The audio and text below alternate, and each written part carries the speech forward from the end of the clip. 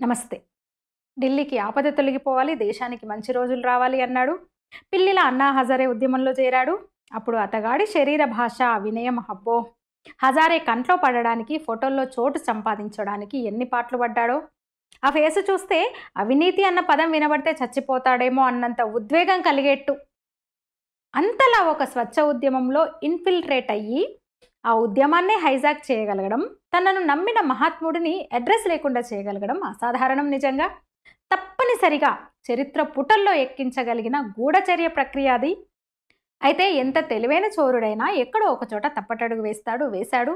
కానీ అప్పటికే అమాయక ప్రజలు చాలామంది అతడి చేతికి చిక్కిపోయారు. వాళ్ళే ఇంతకాలం అతనికి రక్షణగా మారిపోయారు.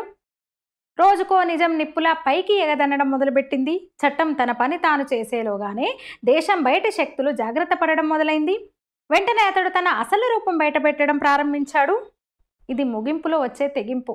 ఖలిస్తాన్తో కలిసి ఇక ఎంతకైనా బరి తెగిస్తానంటూ పంజాబ్లో పాగా వేసేశాడు. కేశధారి హిందువులు, సిక్కులు సౌమ్యులు, ప్రేమాస్పదులు, కొంచెం మంచితనం ఎక్కువైన అమాయకులు. వాళ్ళని కాంగ్రెస్ పార్టీ ఎంత దారుణంగా వంచిందో అంతకు మించిన ద్రోహం ఇతడు చేశాడు. డ్రగ్స్తో యువతను నిర్వీర్యం చేస్తూ మరోపక్క దేశ వ్యతిరేక భావాలను రెచ్చగొడుతూ వచ్చారు. కాంగ్రెస్తో కలిసి కేజ్రీవాల్ పన్నని కుట్రలేదు. ప్రతి రాయి విసిరాడు. సిఏఏ వ్యతిరేక ప్రదర్శనలు, వ్యవసాయ చట్టాలను నిరసిస్తూ ఆందోళనలు. మొత్తం కూడా పంజాబ్, హర్యానా, ఢిల్లీ కేంద్రంగానే ఈ వ్యవహారం అంతా నడిచింది. ఇక కేంద్రం విదేశీ నిధుల మీద నిఘా వేయడంతో డబ్బు కోసం డ్రగ్స్, అలాగే లిక్కర్ ఇలాంటి అన్ని అవినీతి అక్రమ కార్యక్రమాలు ఎంచుకున్నారు. కేంద్రం వ్యవసాయ చట్టాలు వెనక్కి తీసుకోవడం కేవలం అమాయకులైన సిక్కుల పట్ల ఉన్న అపారమైన ప్రేమ మాత్రమే.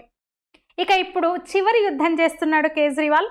ఈ యుద్ధంలో అతడు ఓడిపోబోతున్నాడు.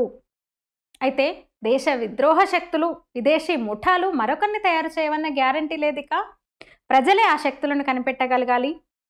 ఢిల్లీ ఎన్నికలు ముగిసినాయి, ప్రశాంతంగా ముగిసినాయి. ఇవాళే ఎగ్జిట్ పోల్స్ కూడా వచ్చేసినాయి. దాదాపు అంటే 10 సర్వే సంస్థలకు 8 సంస్థలు చెప్తున్నమాట బీజేపీకి అనుకూలంగా ఉందని.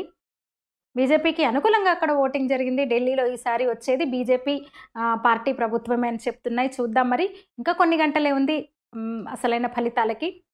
ధన్యవాదాలు. నా వీడియో నచ్చితే లైక్ చేయండి, షేర్ చేయండి, నా ఛానల్ని సబ్స్క్రైబ్ చేయండి. నమస్తే.